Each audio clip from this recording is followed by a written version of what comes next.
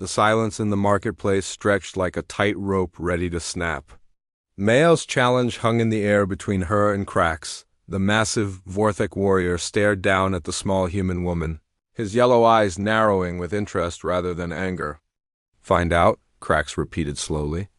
"You want me to find out what your soft species can do?" Maya said nothing. She remained in her relaxed stance, watching him carefully. Her breathing was steady and controlled. To most observers, she looked almost bored. Word of the confrontation spread quickly through the trading station. Aliens pulled out communication devices and sent messages to their friends and crewmates. Within minutes, beings from across the station started arriving at the marketplace to witness what they assumed would be a quick and brutal execution. The Xanthari merchants whispered among themselves in their musical language. They were a peaceful species who traded in rare crystals and precious metals. Violence made them uncomfortable, but they could not look away. "The human must be insane," one Xanthari said to another. "Does she not know what Krax has done to others who challenged him?" "Perhaps humans do not understand fear the way we do," the other replied. "Or perhaps they are simply too stupid to recognize danger." Near the back of the growing crowd, three figures pushed through the mass of aliens. Captain Jake Morrison of the Aurora had received word that one of his crew members was in serious trouble. He brought Dr. Lisa Park, the ship's medical officer, and Ryan Torres, the chief security officer. "There," Dr. Park pointed through the crowd. "I can see Maya near the center." Captain Morrison was a tall man with gray hair and weathered skin. He had been commanding merchant vessels for 20 years and had seen his share of dangerous situations. But this was different. Krax was not just any alien predator. He was famous throughout this sector of space for his kills. "Can we get through?" Morrison asked Torres. The security chief shook his head. "Too many Badas. And if we try to force our way through, we might make things worse. Some of these aliens might panic and start a stampede." Dr. Park studied the situation with trained eyes.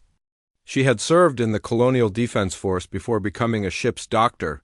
She knew about combat and violence. "Maya is not showing any signs of panic," she observed. "Her posture is controlled, her breathing is steady. She knows something. We do not—" "What do you mean?" Morrison asked. "I mean, Maya was not always an engineer," Dr. Park replied. "Before she joined the merchant fleet, she served 2 tours with the Defense Force, and before that, she was a competitive fighter on Earth." Morrison's eyes went wide. "A fighter?" "Mixed martial arts champion in her weight class for 3 years running," Dr. Park confirmed. She specialized in fighting opponents much larger than herself. Back in the center of the marketplace, Krax was beginning to lose patience. He had expected the human to break by now. Most beings either ran away or begged for mercy when faced with a Vorthek warrior. But Maya just stood there, calm and ready. "You are either very brave or very stupid," Krax said, beginning to pace in a wide circle around her. His claws clicked against the metal floor with each step. "I have killed Xanthari merchants who thought their money could buy them safety. I have hunted Nexari scouts who tried to run. I have broken the necks of Krell soldiers who thought their armor would protect them." Maya turned slowly, keeping him in sight as he moved around her. Her stance never changed. Her hands remained loose at her sides, but her eyes tracked his every movement with laser focus. "Each kill taught me something new," Krax continued. "The Xanthari taught me that fear has a smell. The Nexari taught me that speed means nothing without strength. The Krell taught me that armor is useless when you know where to strike." More aliens continued to arrive, the crowd now numbered in the hundreds. Some climbed on top of vendor stalls to get a better view. Others used their communication devices to record what they expected to be a historic moment, a group of crystalline Nexari beings clustered together near one wall. They communicated through flashing lights in their transparent bodies. The patterns they made were rapid and complex. "What are they saying?" Morrison asked Dr. Park. The doctor had learned some Nexari light language during her military service. She watched the flashing patterns for a moment before translating. "They are calculating odds," she said.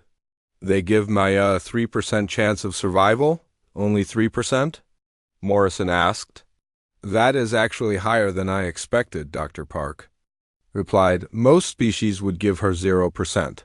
Near the center of the crowd, a group of cybernetic mechrons stood in perfect formation. Their mechanical bodies hummed with electronic activity as they processed data and ran calculations.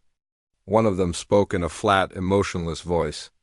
Vorthic Warrior designated Krax has eliminated 137 sentient beings in recorded combat. Human female designated Maya Collins has no recorded combat victories. Probability of human survival, 0.3%. Your calculations do not account for unknown variables, another Mechron replied. Human behavior patterns often exceed statistical predictions. Explain, the first Mechron demanded. Humans have survived on a predator-rich world for millions of years. They developed hunting and fighting skills that may not be recorded in our databases. This could affect the outcome. Back in the center of the marketplace, Krax had stopped pacing. He stood directly in front of Maya, towering over her small frame. I grow tired of this game, he growled. You have had your chance to run.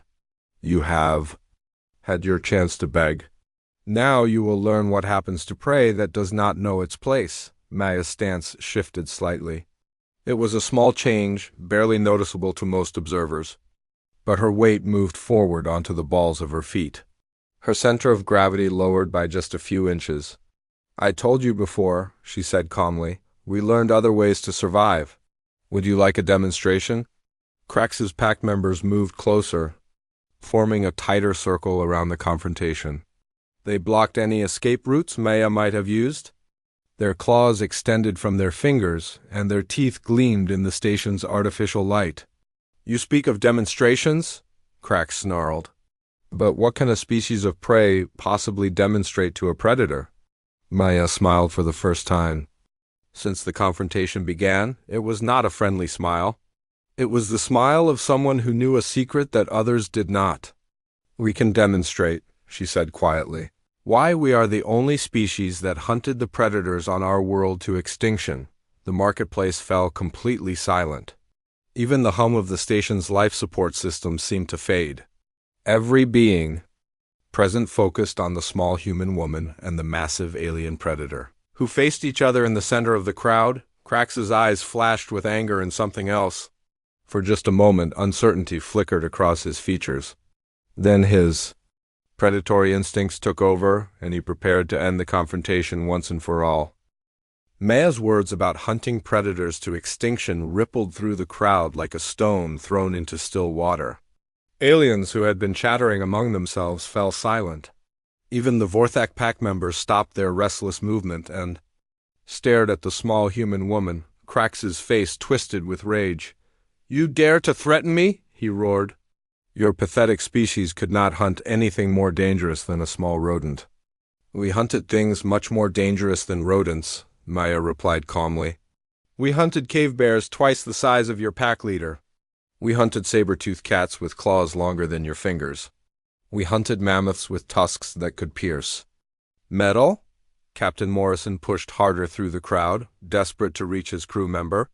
But the mass of aliens was too thick, and he was still dozens of yards away from the confrontation. Maya was not just any fighter, Dr. Park whispered to him as they struggled through the crowd. She held the lightweight mixed martial arts championship on Earth for 3 straight years.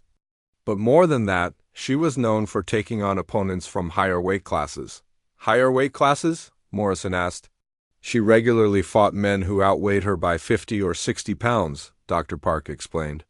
Her specialty was using an opponent's size and strength against them. The bigger they were, the harder they fell.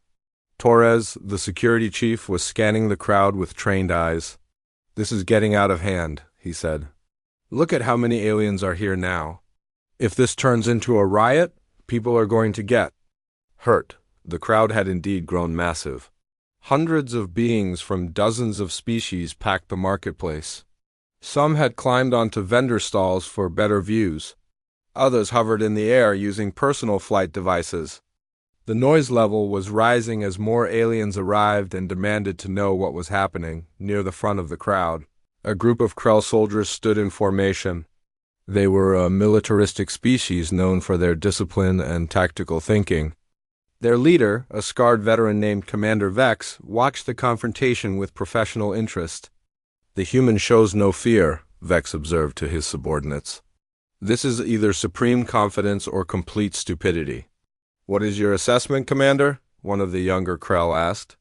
"Her stance is wrong for someone who does not know how to fight," Vex replied. "She has positioned herself at the optimal distance from her opponent. Her weight distribution is perfect for either attack or defense. Either she is very lucky or very skilled." The Xanthari merchants had moved as far back as they could while still maintaining sight of the confrontation. They were peaceful beings who made their living through trade and negotiation. Violence was foreign to their nature. "Why do they not simply talk this through?" one Xanthari asked another. "Surely there must be a way to resolve this without bloodshed." "The Vorthek do not negotiate," the other replied sadly. "They see all other species as either predators to be feared or prey to be hunted. There is no middle ground with them." Back in the center of the marketplace, Krax had begun to circle Maya again, but this time his movement was different. He was no longer showing off for his pack or trying to intimidate her. He was studying her, looking for weaknesses and planning his attack. "You speak of extinct predators," he said, his voice lower now and more dangerous. "But those creatures are gone, dead, finished. If your species was so good at hunting, why are you not the apex predator of the galaxy?" Maya turned slowly, keeping him in sight as he moved around her. Her breathing remained steady, but something in her posture had changed. She was no longer just ready. She was coiled like a spring, waiting for the right moment. "Because," she said quietly, "we learned that being the strongest is not the same as being the smartest. We learned that cooperation works better than domination. We learned that building things lasts longer than destroying them." "Weakness," Krax spat. "Your species chose weakness over strength. We chose survival over extinction," Maya corrected. "The predators on our world were bigger than us, stronger than us, faster than us, but they are gone and we are here. Think about what that means." For the first time since the confrontation began, Krax hesitated. Something in Maya's tone gave him pause. She was not boasting or threatening. She was simply stating facts. The Nexari beings in the crowd began flashing more rapidly. Their crystalline bodies lit up with complex patterns of light as they communicated with each other. "They are revising their calculations," Dr. Park translated for Captain Morrison. "The odds are changing. In whose favor?" Morrison asked. "They are not sure," Dr. Park replied. "The humans' behavior does not match their predictions." The Mekrans were having similar difficulties with their calculations. Their electronic brains were processing thousands of variables, but they kept coming up with conflicting results. "Data insufficient," one Mekran announced. "Human behavioral patterns exceed known parameters." "Recommendation?" another asked. "Observe and record?" "This confrontation may provide valuable data about human combat capabilities." Naya's stance shifted again. This time the change was more noticeable. Her feet moved slightly wider apart. Her hands came up to chest level, still loose but ready. Her center of gravity dropped another inch. "Last chance," Krax growled. "Submit now, and your death will be quick." Maya's response was delivered with the same calm tone she had used throughout the confrontation. But now there was something else in her voice. Something that made even the Vorthek pack members take a step back.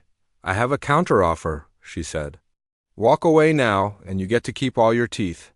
The crowd sucked in a collective breath. Even species that did not understand human expressions knew that Maya had just escalated the confrontation to a new level. Krax's eyes went wide with fury. "You dare to mock me?" "I am not mocking you," Maya replied. "I am giving you information. You have been assuming that because I am small, I am weak. You have been assuming that because I am human, I am prey. You have been assuming that because I am calm, I am afraid. All of your assumptions are wrong? The Vorthic warrior's claws extended to their full length. His muscles tensed like coiled cables. His pack members moved closer, ready to join the fight if needed. Then show me, Krax snarled. Show me what a human can do. Maya's smile returned, but this time it was different. It was the smile of a predator who had finally decided to reveal her true nature. Gladly, she said. The marketplace held its breath. As the moment of truth arrived, hundreds of aliens watched as the small human woman and the massive alien predator faced each other in the center of the crowd. The tension was so thick it could be cut with a knife. Krax gathered himself for the killing blow, confident that his superior size and strength would end the confrontation in seconds. He had no idea that he was about to learn why humans had survived and thrived on a world full of creatures designed to kill them. The moment stretched like an eternity. Maya and Krax faced each other in the center of the marketplace, surrounded by hundreds of silent aliens. The air itself seemed to vibrate with tension, Krax's muscles bunched like steel cables. His claws extended to their full length, each one sharp enough to cut through metal. His yellow eyes locked onto Maya's throat, planning exactly where he would strike. He had done this many times before. The pattern was always the same. Charge forward. With overwhelming speed and power. End the fight in one devastating blow. Maya's stance was perfect. Her weight balanced on the balls of her feet. Her hands loose but ready. Her breathing slow and controlled. She watched Krax with the focused attention of a hunter studying her. Prey in the crowd, Dr. Park gripped Captain Morrison's arm. This is it, she whispered. Whatever happens next will be over in seconds. The Krell commander, Vex, leaned forward slightly. His experienced eyes noted every detail of both fighters. The human has chosen her position well, he murmured to his soldiers. She has given herself multiple options for response.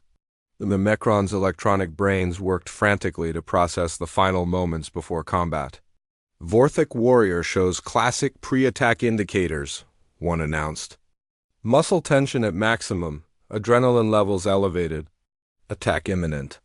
Krax let out a roar that shook the entire marketplace. The sound was deafening, a primal challenge that had terrified creatures across a dozen worlds. Vendor stalls trembled. Smaller aliens covered their ears or fled in terror. Then he charged. 8 feet of alien predator launched forward with explosive speed. His massive frame moved like a guided missile, claws extended, jaws open wide enough to bite through bone. Every ounce of his 300 pounds of muscle was focused on one goal. Tearing the small human apart, Maya had been waiting for this exact moment. She had studied Krax's movement patterns during their entire confrontation. She had watched how he positioned his feet, how he distributed his weight, how he telegraphed his intentions through tiny muscle movements. As Krax launched himself forward, Maya moved. She dropped low and pivoted to her right, using the alien's momentum against him. Her movement was so smooth and precise that it looked almost like dancing. Krax's massive form shot past her, his claws slicing through empty air where her head had been a split second before. But Maya was not finished. As Krax passed her, she planted her left foot and drove her right fist upward in a perfect uppercut. Every muscle in her body contributed to the strike. Her legs, her core, her shoulders, her arm, all working together in perfect harmony. The blow connected with the underside of Krax's jaw at the exact moment. When his forward momentum was at its peak, the impact was devastating.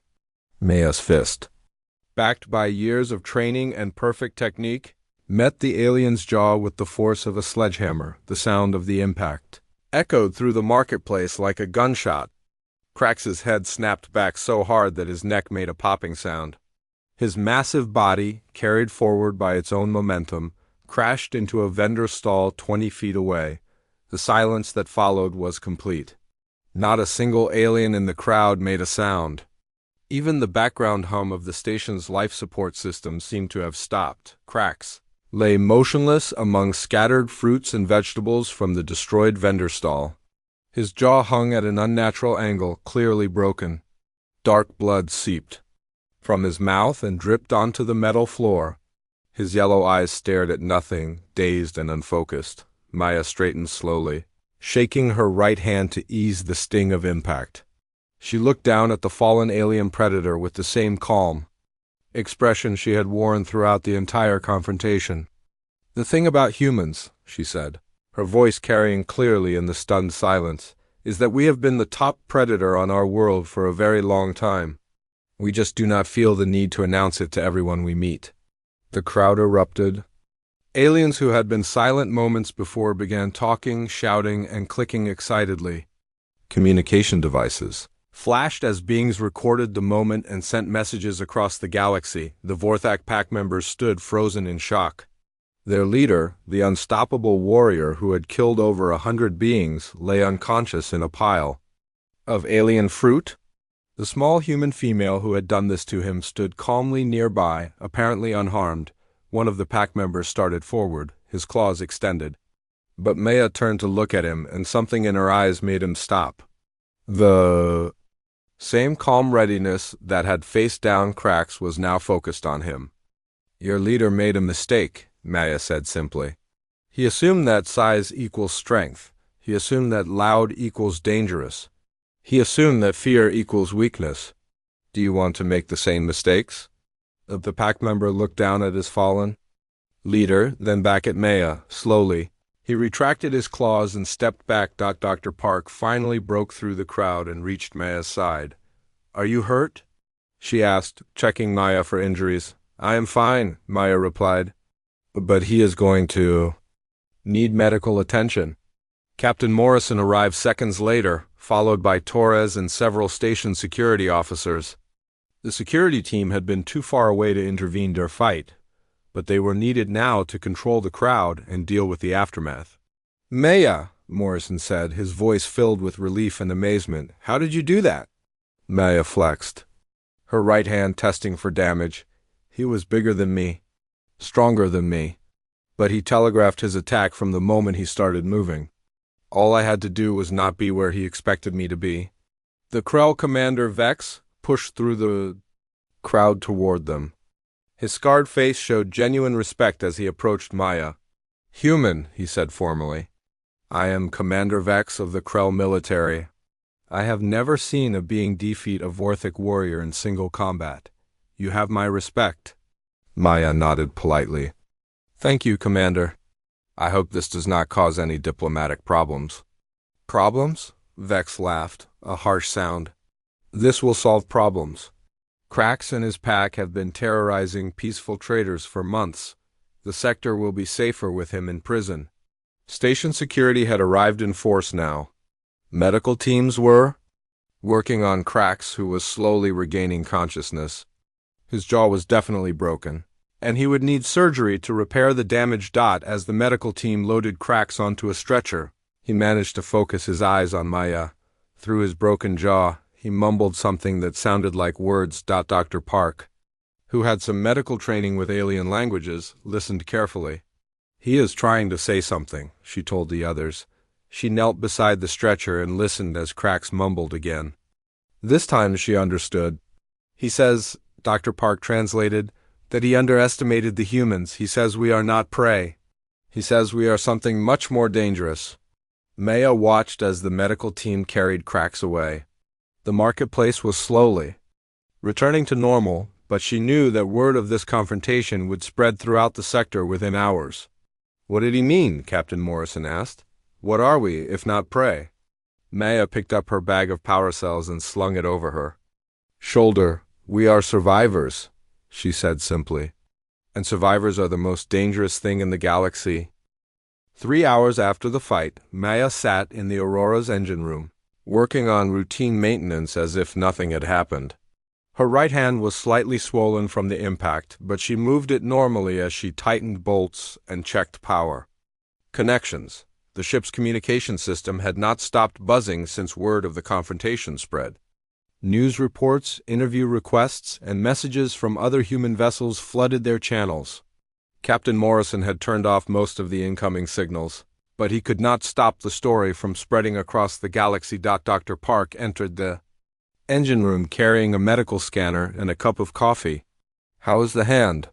she asked. Maya flexed her fingers and rotated her wrist. Sore, but nothing is broken. I've hit heavier bags in training. You realize what you have done, do you not? Dr. Park said, settling into a chair across from Maya. You have changed how the galaxy sees humans. Before today, most species thought we were weak. Now they know better. Maya shrugged and returned to her work. I just defended myself. Anyone would have done the same thing. Anyone would have tried, Dr. Park corrected. But not anyone could have succeeded. That was perfect technique, Maya. I have seen professional fighters who could not have executed that move better. Captain Morrison's voice crackled over the ship's intercom. All crew to the briefing room. We need to discuss what happens next. Maya sighed and put down her tools. She had been hoping to avoid this conversation, but she knew it was necessary. The fight with Krax would have consequences that went far beyond a simple marketplace dispute. The briefing room was small but comfortable, with a round table that could seat the Aurora's crew of 12. Everyone was already present when Maya arrived. She took her usual seat near the back, hoping to avoid attention. First things first, Morrison began. Maya, are you all right? Do you need medical attention or time off? I am fine, Captain. Maya replied. Ready for duty? Morrison nodded. Good. Now, let us talk about what this means for us and for humanity in general. Ryan, what are you hearing from station security? Torres consulted his tablet. Krax is in the medical bay under guard. His jaw is broken in 3 places and he will need surgery. The other Vorthak pack members have been detained for questioning. Station authorities want to interview Maya, but they are treating her as a victim who defended herself, not as a criminal. What about diplomatic consequences? Morrison asked. That is where things get interesting, Torres continued. The Vorthak government is actually pleased with the outcome. Apparently, Krax had gone rogue and was causing problems for their reputation. They see this as a chance to distance themselves from his actions. Dr. Park leaned forward. What about other species? How are they reacting? Mixed responses, Torres said. The peaceful species like the Zenthari and Nexari are relieved that someone finally stood up to Krax. The warrior species like the Krell are showing new respect for humans. The predator species are being much more careful around human vessels. Maya shifted uncomfortably in her seat. I did not mean to start anything. I just wanted to buy supplies and get back to the ship. You did not start anything, Morrison assured her. But you definitely finished something? The question now is how we handle the attention. Engineer Danny Walsh, a young man from Earth's colonies, spoke up. I have been monitoring the communications. New services across the galaxy are picking up the story. Some are calling it the day humanity proved they belong among the stars. Others are calling it a fluke, added Navigator Susan Cole. They say one lucky punch does not prove anything about human capabilities. Maya looked around the table at her crewmates. These people had become her family over the past 2 years of traveling together. She did not want her actions to put them in danger. Maybe I should transfer to another ship, she said quietly. This attention might cause problems for the Aurora. Absolutely not, Morrison said firmly. You are part of this crew and we stick together. Besides, I think this attention might actually help us. How? Maya asked. Think about it, Morrison explained. For months, we have been having trouble getting good contracts. Other species would offer us the dangerous routes or the low-paying jobs because they thought humans were weak. Now they know better, Torres nodded in agreement. I have already received 3 contract offers since the fight. All of them are premium jobs with excellent pay. There is something else, Dr. Park added. I have been talking to other human ships in the area. They are reporting better treatment from alien authorities. Fewer inspections, faster processing, more respect overall. Maya considered this information. She had not intended to change anything for other humans, but apparently her actions had consequences she had not expected. What about Krax's pack? She asked. Will they try to get revenge? Unlikely, Torres replied. Vorthak culture respects strength above all else. You proved you are stronger than their leader. If anything, they will avoid humans in the future. Chief Mechanic Pete Johnson, who had been quiet during the discussion, finally spoke. Maya, can I ask you something? How did you stay so calm during the whole thing? I would have been terrified. Maya thought about the question carefully. Fear is normal, she said. But panic gets you killed. My instructors taught me that the best weapon against a bigger opponent is not strength or speed. It is patience and timing. And perfect technique, Dr. Park added with a smile. Morrison stood up, signaling the end of the meeting. All right, everyone back to work.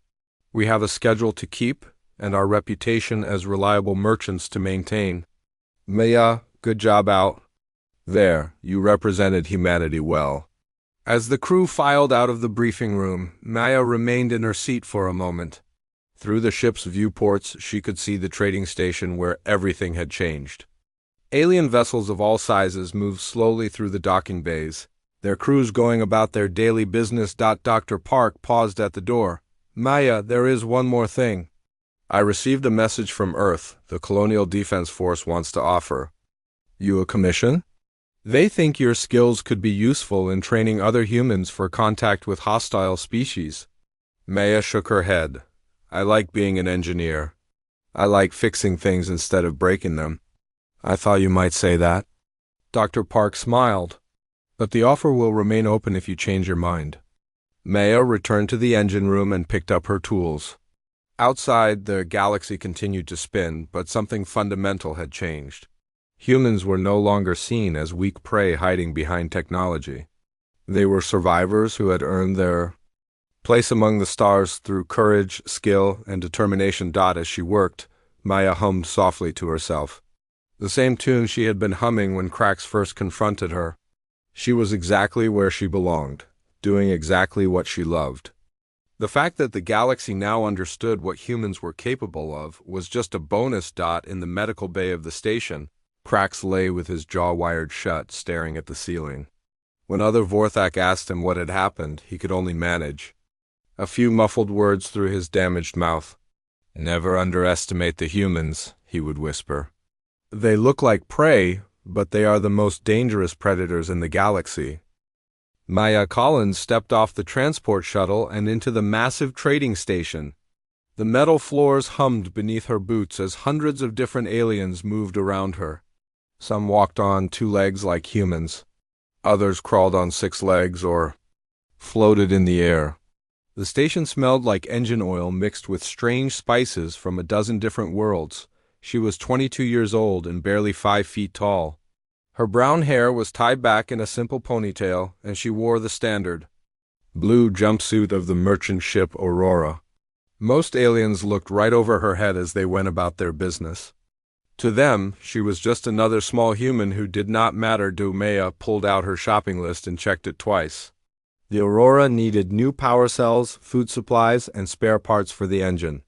Captain Morrison had given her 3 hours to get everything and return to the ship. She walked toward the central marketplace where most of the good deals could be found. The marketplace was huge. Vendors from across the galaxy sold everything from rare metals to exotic foods. The noise was incredible. Aliens barked prices in dozens of different languages. Some spoke through machines that translated their words. Others used hand signals or flashing lights to communicate. Maya found a vendor selling power cells at a good price. She bought 12 of them and loaded them into her carry bag.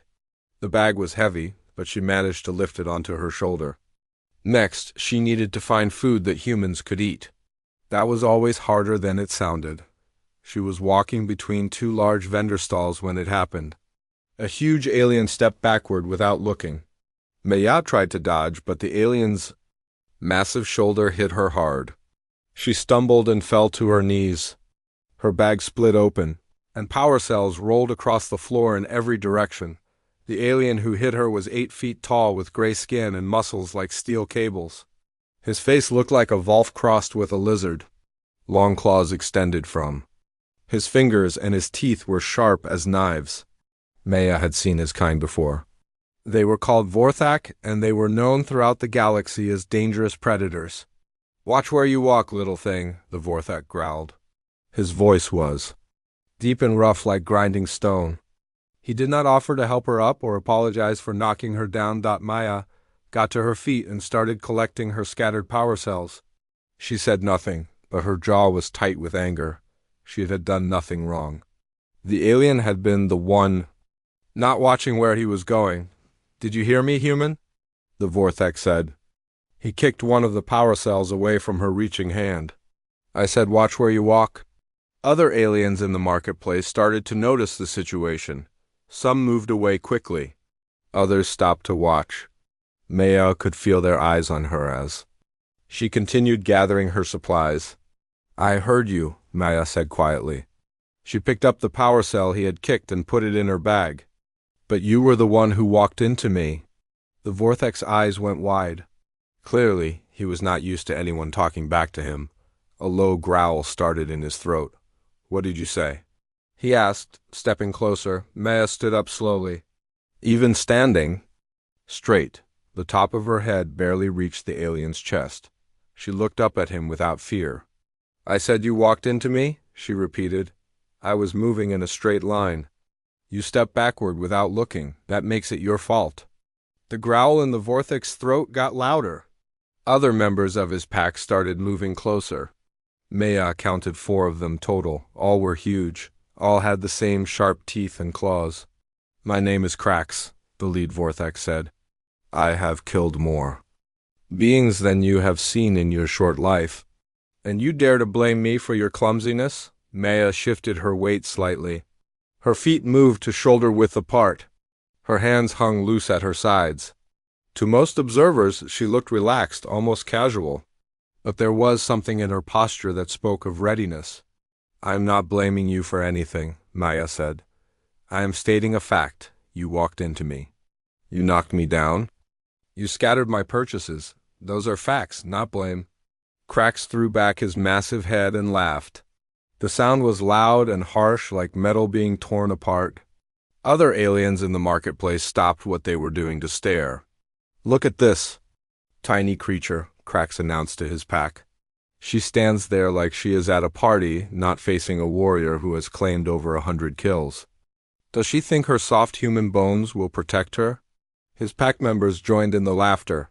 They spread out slightly, forming a loose circle around Maya. The message was clear. They were predators and she was prey. "Your species thinks they belong among the stars," Krax continued. "But you are nothing but soft meat walking around in clothes. No claws, no fangs, no armor. What makes you think you can speak to me as an equal?" Maya did not answer immediately. She was studying Krax and his pack, noting how they moved, how they positioned themselves. Her breathing was slow and controlled. Her weight was balanced on the balls of her feet. "You are right about one thing," she finally said. "We do not have claws or fangs or natural armor." Krax stopped laughing. He leaned down until his face was close to hers. His breath smelled like rotting meat. "Then you admit you are nothing." "But pray," he said. Maya looked directly into his yellow eyes. When she spoke, her voice was calm and steady. "No," she said. "I admit that we are different. But being different does not mean being weak. It just means we learned other ways to survive." The marketplace had gone quiet around them. Even the usual background noise of the station seemed muted.